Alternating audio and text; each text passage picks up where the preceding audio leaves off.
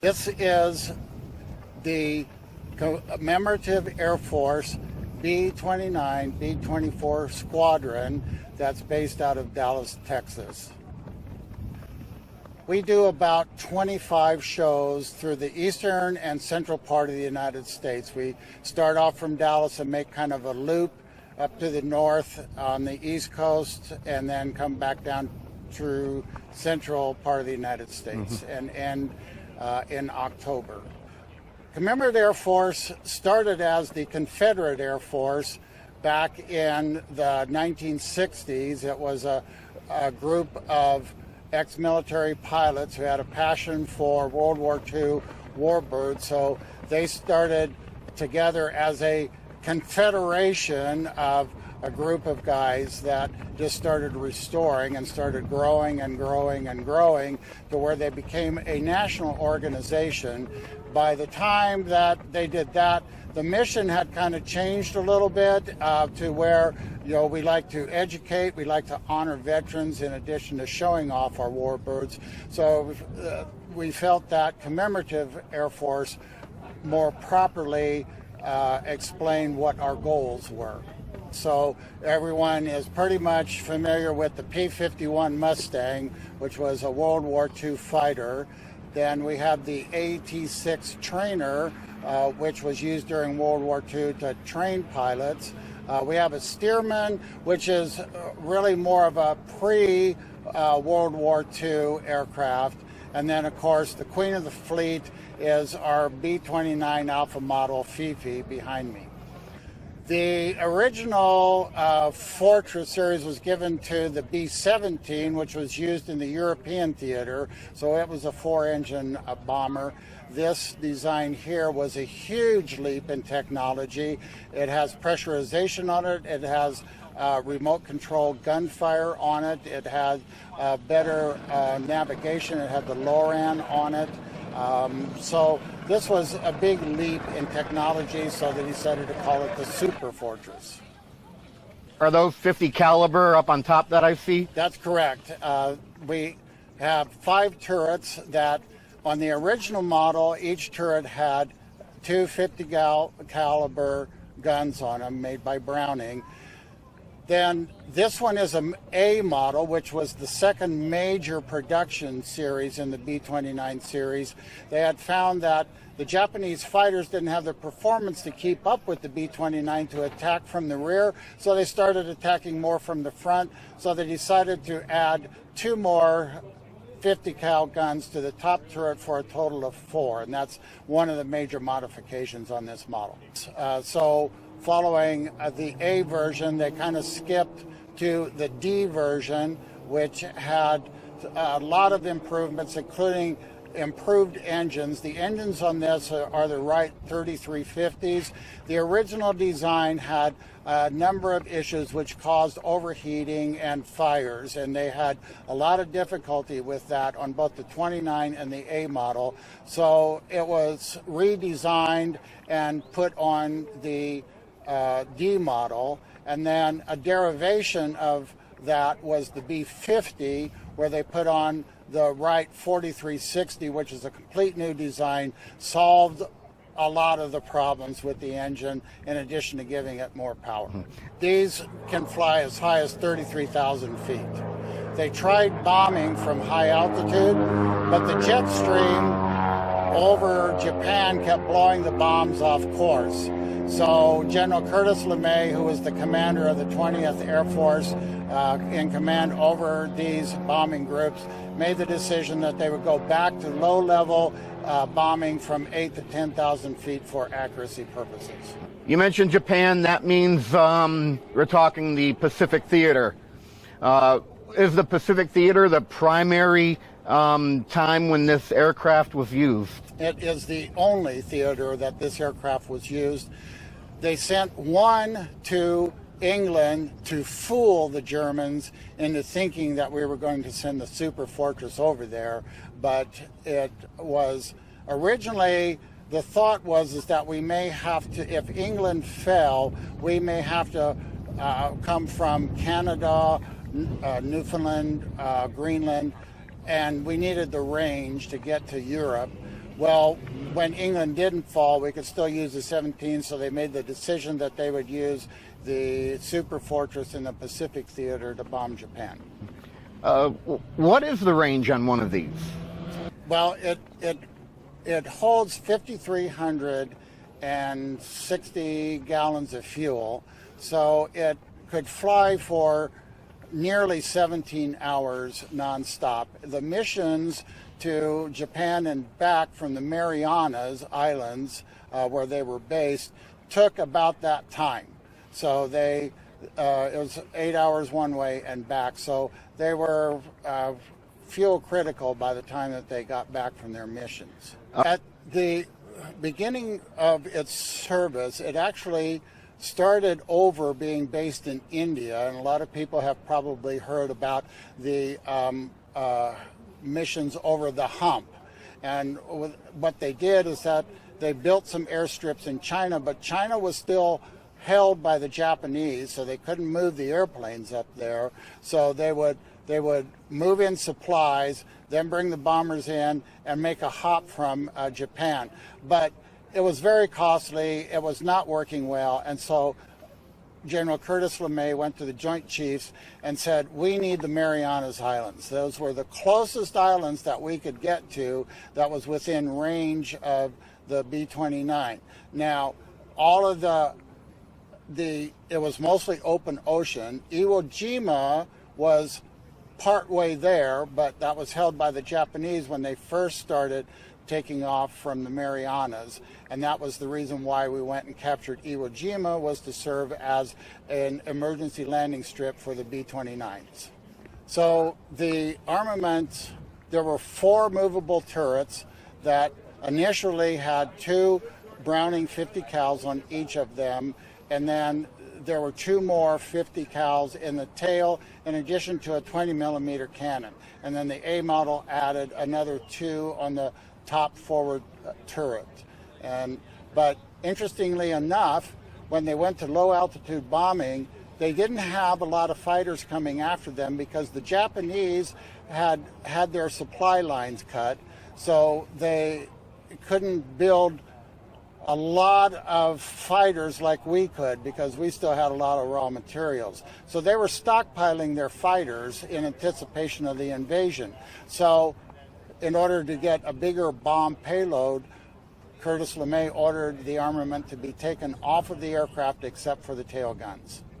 Each of the bays can hold up to 10,000 pounds of bombs.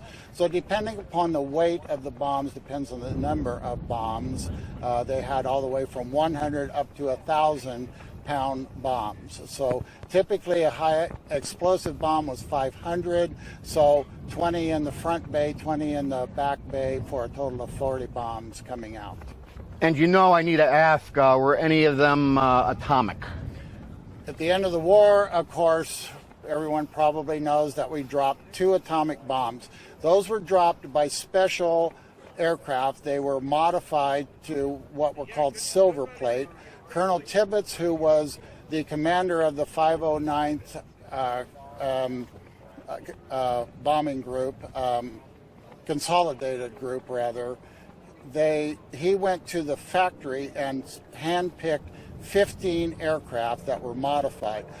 One of the modifications was that the atomic bombs were too big to fit into the bay, so they took out the center portion and made one long bay out of it. And because of that, they also changed the way that the bay doors open. Before, they used hydraulics to open them up, which are kind of slow in opening, and they switched to pneumatics so that they didn't have to run a long time with the bay doors out. They could get over target and then suddenly open up the doors, drop the bomb, and close them back up right away. Great. Some excellent history here. Let's talk about your baby. Yes. So we are back to Fifi, your B-29. I have read that there are only 2 B-29s that are still airworthy. That's correct. For a long time, Fifi was the only one. Fifi was restored in originally in 1974 and was the only flyable model. She was grounded between 2006 and 2007 because of the engine problems, and so we put new improved engines on them to solve that. That took 4 years to do that in a $3 million project, and so then she started flying again in 2010. Her sister ship to her was Doc, and Doc was being redone up in Wichita by a different organization. It was a 16-year project that finally was completed in late 2016, and she took her first mission to an air show at Barksdale Air Base in May of 2017. So those are the only two flying models available right now. There were nearly 4,000 that were built. Boeing built most of them, and then the Martin Company also had a plant. There were basically 4 plants around the company or around the country rather, that built these aircraft. This particular aircraft, along with Doc, the other one, was built in Renton, Washington, at the Boeing factory there. This particular aircraft never saw combat. It came off the assembly line in early 1945 and was assigned to a combat unit that was presently based in Kansas. And of course, then the war ended, and she was put into temporary storage, then brought out of storage and modified to be a training aircraft, and did that through about 1954. Then put back into storage again, brought back out of storage to serve a short time as an administrative aircraft, where she was either the personal aircraft of a high-ranking officer or she ferried troops around the country. And then put back into permanent storage in China Lake to be used by the Navy as a bombing target. Lucky for us, there were about 5 aircraft that they moved off into a group and forgot about it. And so they never were bombed. And that's why we were able to get a pretty intact hull. And as we can see in images of the B-29, this is a 4-prop aircraft. What do we have for a powerhouse? It's the Wright 3350 radial engine.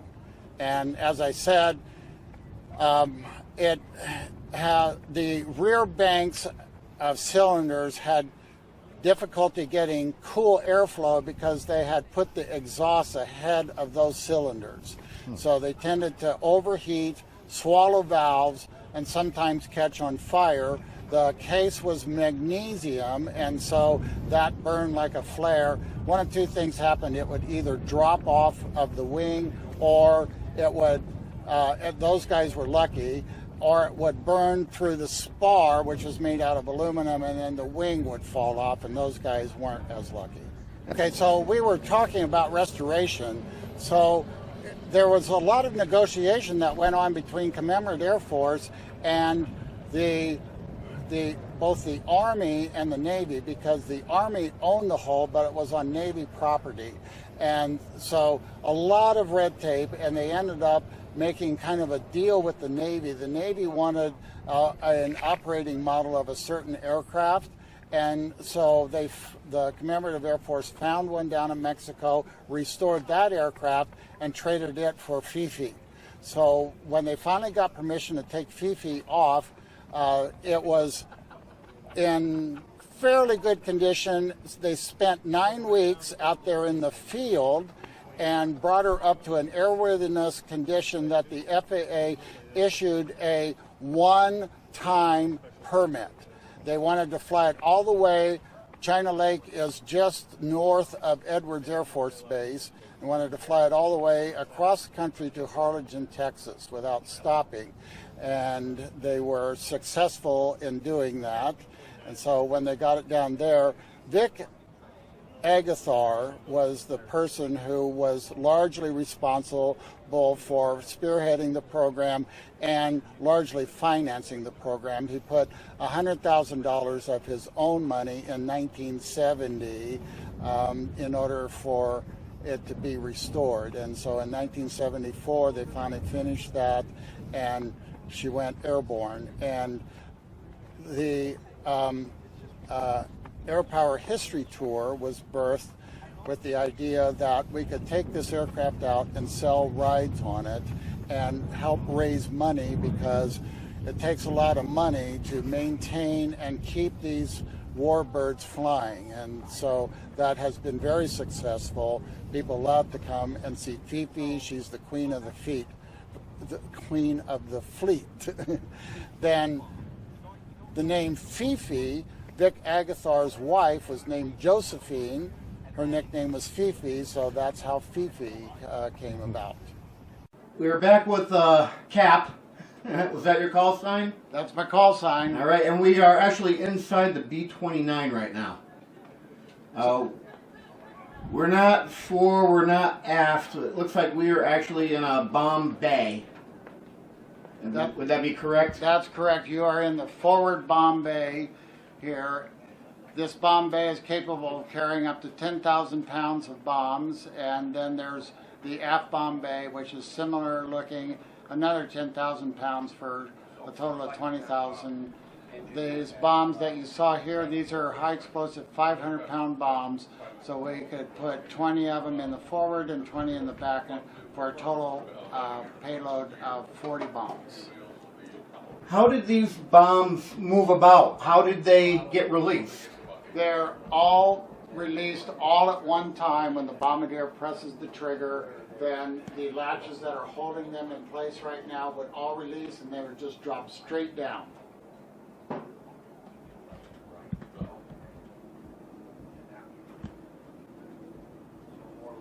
Now, some of the things that you see in this picture, of course, are materials. These ladders and things weren't here, obviously. So we've made a few modifications from the original, but you know, this is basically, there was an additional center rack that held more bombs, and that's how we could actually get all 20 of the bombs in this bomb bay.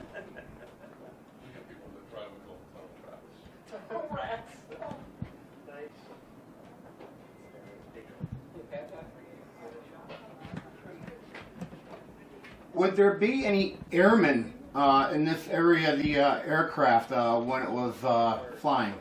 So as I said before, this was a pressurized aircraft, but the bomb bays were unpressurized. If you look up here, you'll see this was the pressure bulkhead. There's a plug door that goes in there that would seal that area off.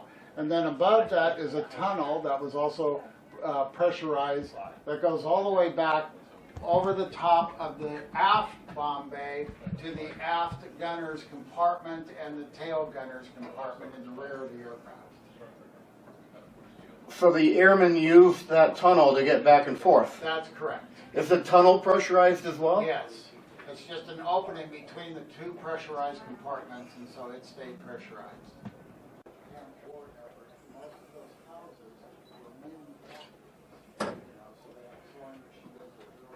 So you would have one airman manning this radio station? That's correct. The typical crew up here would have been 5.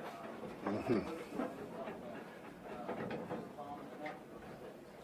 And then you would have one airman or crew member Doing the navigation. doing the navigation. Well, and this was back in the days of using a sextant and the stars to determine what your position is over the ocean. And that's what that window's for. That window in the tunnel there is a way that they can look up to the stars and use a sextant to determine what position they're in. I don't have a call sign. I'm not a pilot, but I'm Dutch. They always call me Dutch. Okay. Thank you, Dutch. Right now you are seated at the navigation station here on the B-29. That's correct. It's a table here, and it would be where they would use some of the instruments and then maps to determine what locations they're at.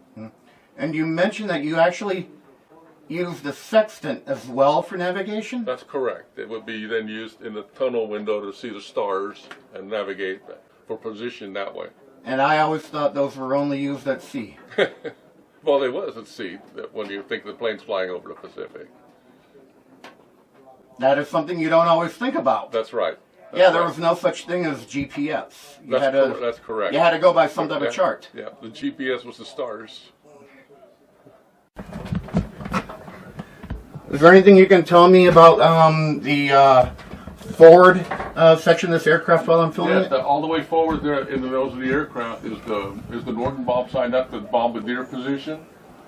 From there, he then accesses, when he get over target, he has control of the airplane as far as left, right, or up and down to get the target in his sights, and then he has electronic control from that position to release the bombs in the bomb bays behind us. He also has a gun sight off to the right, which allows him to control any of the turrets on the airplane, or at least the front ones here. And when he's not a bombardier, he's then a waist gunner or a nose gunner.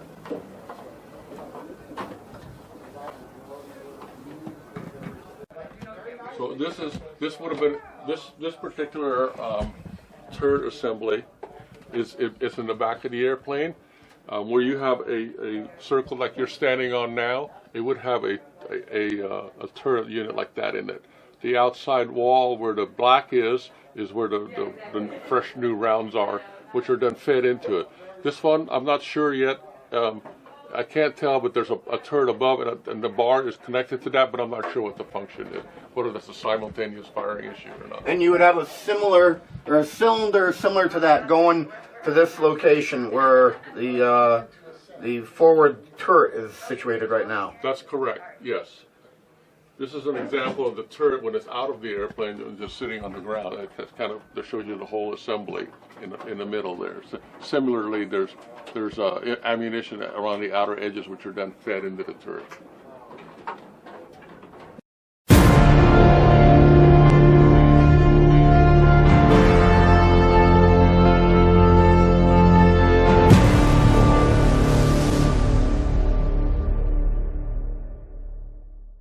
Okay, what you see behind you is the Boeing Stearman biplane. This was a primary trainer in World War II. The plane was designed in the mid-30s, about 1935, by Lloyd Stearman, one of the preeminent aircraft designers in American aviation history. During the war, they built about 10,000 of these aircraft. They were used for training by all of the services, the Army Air Corps, the Navy, Coast Guard, Marines, and they built parts for 2,000 more. But this aircraft served throughout the war as a primary trainer. So if you look at the serial number on the side of the aircraft, the 42, it's a 1942 Boeing Stearman. Mm-hmm. Okay, yeah, so as a primary trainer, the primary purpose of this aircraft is to teach someone who's never flown a plane before how to fly it, how to operate it, how to do that safely. The young students that would fly this plane, they had gone to a ground school, so they were very well versed in aviation subjects. For example, they would learn navigation, meteorology, aircraft engines and systems, aerodynamics. But this aircraft is where they applied all of that knowledge and learned how to fly. All of the basics, all of the fundamentals of flying. Okay, so as a primary trainer during the war, again, we built 10,000 of them because the demand to produce pilots was so high. You have to remember, in World War II, we were fighting over in Europe as well as in the Pacific Theater.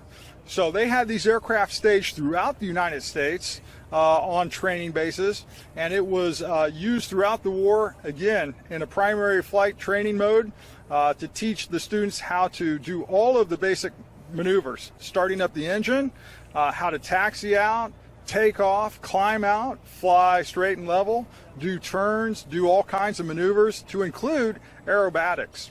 Okay, so this aircraft is very maneuverable. As you can see, it's the biplane configuration. That means it's got two wings, the top wing, the bottom wings.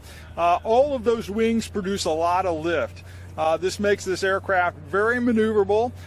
This aircraft can do all the positive maneuvers. For example, it can do a loop, it can do aileron rolls, it can do barrel rolls, it can do spins, so it was good for spin training. It can do hammerhead stalls, Immelmans, you name it, all the positive aerobatic maneuvers. So going right back to the roots of aviation, this aircraft has a wooden stick. And it's really a basic, it's pretty fundamental how to fly. Using the stick, pushing it forward, the aircraft is going to descend. Bringing the stick back, the aircraft is going to climb. Left, the aircraft will bank to the left, and right, the aircraft will bank to the right. In addition to the stick, you have two rudder pedals. Now, the rudder pedals serve a couple functions. If you push on the top of the pedals, those are your brakes for the landing gear, the main landing gear. But if you just push the rudder pedals, that will yaw the aircraft left and right, provide you directional control, especially during takeoffs and landings. I'm quickly glancing over at the prop that you have. I've seen these wooden props. What do we have on this particular aircraft? Okay, so that's a great question, and you have to remember during the war, with wartime production spooling up, building over 10,000 of these aircraft, they put all kinds of engines and all kinds of props on these planes. This is the Lycoming R680, so it's 225 horsepower at maximum, and that's a Hamilton standard metal prop. But they did use wooden props throughout the war, made by Sensenich. They also used the Continental engine as well as the Jacobs engine.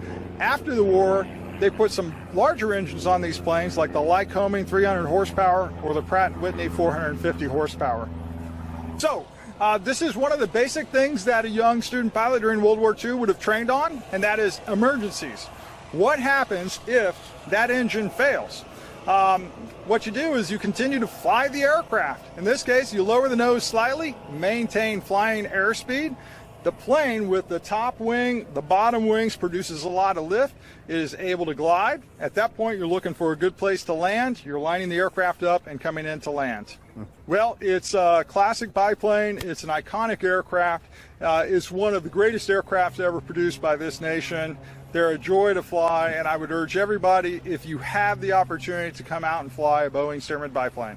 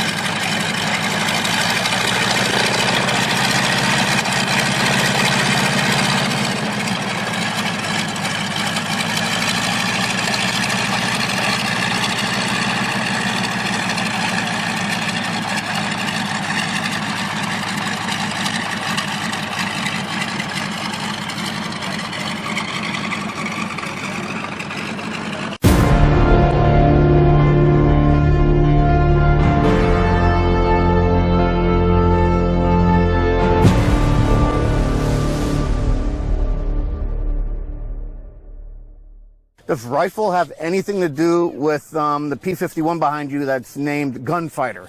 Well, they go handily together, that's for sure. My call sign rifle and the name of the airplane being Gunfighter. But I got the nickname or the call sign from my Air Force buddies in my time flying the A-10. Yeah, probably the best indicator is just the name of the airplane. You know, it's a P-51, so pursuit is what that P stood for. So the airplane was capable of ground attack and air-to-air and pursuit and escort. So it's perhaps most famous for its role escorting the heavy bombers and changed the course of World War II in that respect, with providing some escort and some safety for the bombers to get further behind enemy lines, and the attrition rate for our bomber crews. And folks this weekend can come out and see the B-29 is here, and often we fly with the B-24 and sometimes the B-17. But this airplane behind us is what allowed those crews, oftentimes 10 plus people in that airplane that were, for a long time, the attrition was so high, those guys were getting shot down by enemy fighters.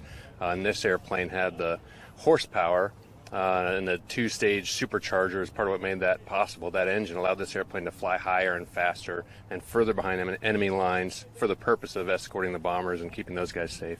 World War II, they were flying it in the 20s and sometimes in the low 30,000s, and what we've learned since then is physiologically you get into some human factors, physiology issues above 25,000. You can get the bends and you can get all kinds of things happening, and those guys were doing that routinely in the 40s. And that's because I don't believe this is a pressurized cabin for you. That's right, it's not pressurized. And the heat I don't think is very good above about 20,000 feet.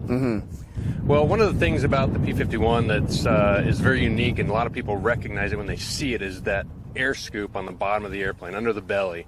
And it's right underneath the wings, and so we get a lot of questions. What's that thing for? Is that a vacuum cleaner? Many people don't say that. But anyway, that's the air scoop for the coolant radiator, and that radiator dissipates heat, so it's actually a water-cooled, a liquid-cooled engine.